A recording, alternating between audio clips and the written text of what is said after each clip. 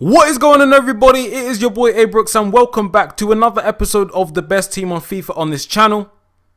But before I get into anything, I just want to say the player you want to see in the next episode of the best team in FIFA will be chosen by you between Pereira, Piszczek, Mane, Fabregas, Cavani, Dele Alli or Andre Gray. Also leave in the comment section down below the formation you want to see this team next week be. Also, if you do like the idea of this series, please leave a like down below and hit the subscribe button if you haven't already. Other than that, let's just jump straight into the squad builder and see what team we do come up with. So the defense and goalkeeper is going to be Ron Robert Zieler in goal from Leicester. At left back we have the upgraded Marcos Alonso. At centre back we have his Chelsea teammate Kurt Zouma. At the right centre back position linking with Zieler we have Jonathan Tah, the 79 rated version. If you want to, you can upgrade this to the 82 version, although it will make the team more expensive. And at right back we have the first of two silvers in the team, Dennis Diekmeijer.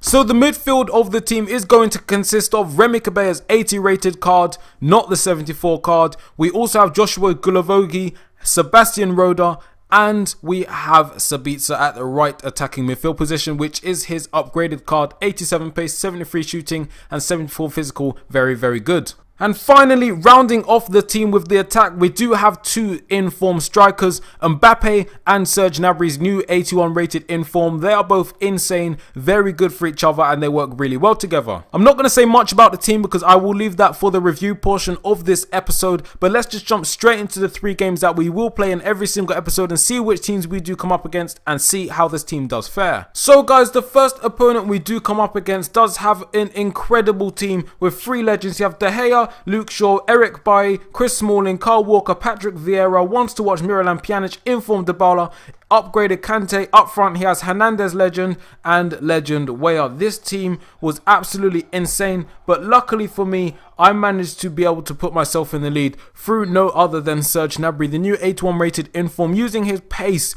to get through and a nice little finesse shot to tuck it past the goalkeeper. That was when I realised how good he really was. I was surprised how good this team that I did make was in the first game, to be perfectly honest. But it doesn't mean that we weren't a bit vulnerable at the back when the 89 rated Dybala tucks it away to make it 1-1. But then I think that was Sabitzer does make it 2-1, and Serge Gnabry using the ball roll and his pace to get past the centre backs again to go and make it 3-1. What a run and what a goal from the young German. I cannot believe Arsenal actually let him go to Werder Bremen on a permanent basis, and then he goes and produces these performances in the Bundesliga and then gets himself an inform. Then he makes it 4-1 and straight on to the next game. It's a French team. Loris, Clichy, Smalling, Koscielny, Serge Aurier. At left centre mid he has Yaya Toure. Right centre mid he has Blaise Matuidi. Centre mid he has the 81 rated Kante. Cam he has Ben Arthur. Up front he has Antoine Griezmann and the Movember Lacazette. This team was very difficult, mainly because of the formation. I'm never ever good against a 4-3-1-2 formation. I'm not sure why. Maybe it's just because it's an overload in the midfield. But as you can tell, by the way I'm talking about this team, you will know that we did unfortunately lose this game. The thing is, we were in an attacking position, we were in the lead because we got a penalty and we did go and take it with Serge Gnabry. I just realised as well in this team that there isn't a free kick taker, I think the best free kick taker we do have is Remy Cabella, but Gnabry does go on and make it 1-0.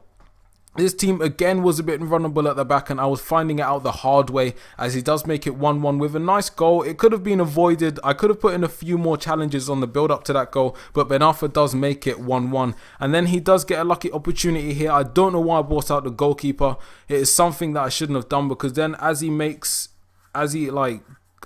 know how to explain it, but when you bring out the goalkeeper, it just automatically means that he's not going to be in the set positions even when you get another attack. Say I brought out the goalkeeper there, he got back on his line, but it wasn't quick enough, and then he wasn't set and ready. Then he did manage to make it 2-1, which was quite annoying. Then again he made it 3-1. I was getting torn apart in this game. I was crumbling. He was picking me off left, right and centre, and Antoine Griezmann with that Euro 2016 celebration does make it 4-1, which was very, very frustrating. And then the last game, the front three that I hate coming up against, the team is insane. Naby Keita, Idrissa Gueye wants to watch Ousmane Dembele, Aubameyang, Douglas Costa, Emre Can, Hector Bellerin, and I can't remember the rest of the team.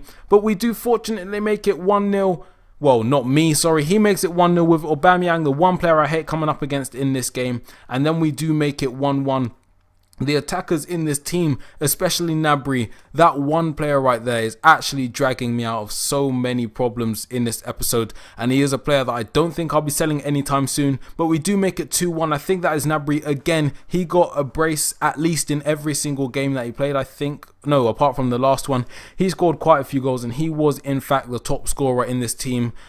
It was a wonder to play with. I'm so honoured to be able to buy him for 24,000 coins. When I saw his card, I thought he would be going for so much more. I'm surprised the lowest bin, I think at the moment, the time I'm recording, is around 20,000 coins. You can get an absolutely insane striker for an absolutely, well, it's not cheap for some people, because I know that some people don't play weekend league. Some people just like to play for fun. They might not be able to afford him, but for the majority of FIFA, it's absolutely insane. But I just wanted to show you this here as well. What was my goalkeeper doing?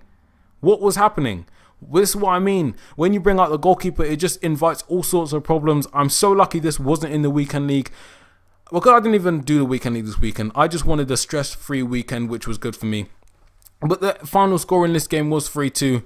And let's just jump straight into the review portion of this episode, analyze the team, and see if it is worth you building it. So guys, what can I say about this team? This team is quite hit and miss, but I'm quite torn. I mean, the first game we won 4-1. Sabitzer got 1 goal and Gnabry got 3 goals and Mbappe got 3 assists against an absolutely insane team. We actually tore him apart, and that was when I thought this team would be very, very good.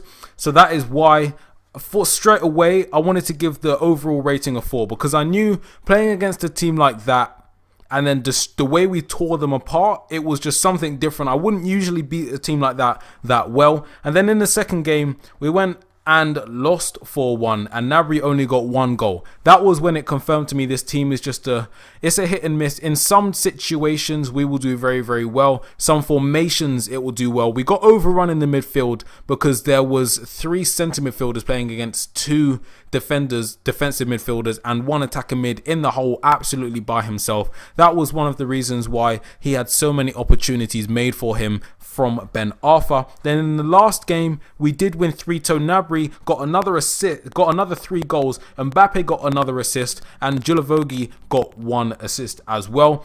So overall we won 2 games and we lost 1.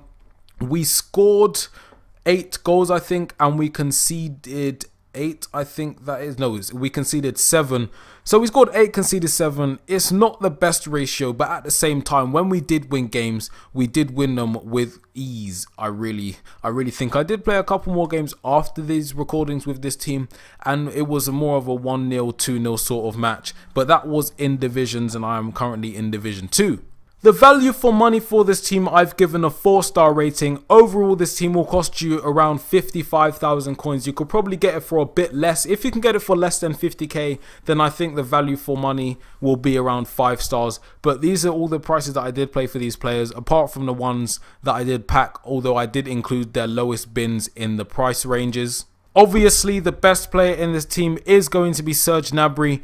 In 3 games, I think he scored 7 goals in 3 games. That is insane for an 81 rated striker who I did purchase for 24,000 coins. You guys need to go out and get him for your weekend league squads if you haven't already. I can just imagine a partnership between Andre Gray's inform on the bench that I have at the moment and this Gnabry card. That will be absolutely insane with Ozil behind to link them together. Something that I need to do in the future. Moving on to the formation, the 4-2-2-2 formation is... I've given a 3-star, mainly because it's just such an open formation. There's not really any man-to-man marking that I do like to use, which is why I do use the 4-3-2-1, because in any formation, the most you're going to get is 5 in the middle, which is the 4-5-1. However, there won't be any more than 3 actual centre midfielders, which is why the 4-3-2-1 is the perfect formation, because the 3 attackers play so close together that is basically 3 attackers against 2 centre backs. The 3 centre midfielders are spread across the pitch, so even if the game does pass you by, you will have the centre midfielders, which there's always one that does play deeper, so he will always be covering,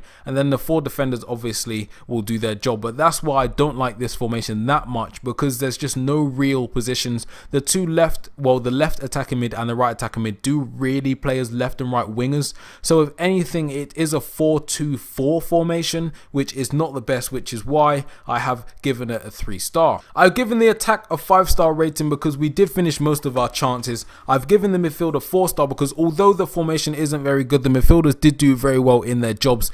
The two attacking midfielders did contribute a lot to the attack, and it did make sure the passes got through. There were always an out ball because the two strikers, they're not the tallest, they're not going to win headers, so I did have an option on the wing.